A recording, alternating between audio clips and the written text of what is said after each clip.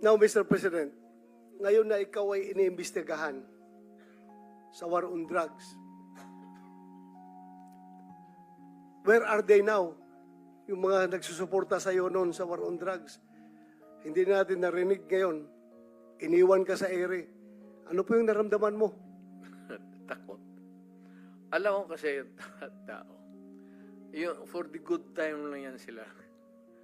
Yung mga crisis kang ganito, wala ka namang kaibigan. Tama naman sabihin ng tao na, bakit kami may utang na loob sa iyo? Bayad ka. Trabaho mo yan. Tama yan. In theory, tama yan. Tama sila. Kayong mga pulis. Ikaw. Pati ako. Pero, yung dapat lang ng malaman na yung pagiging mayor ko,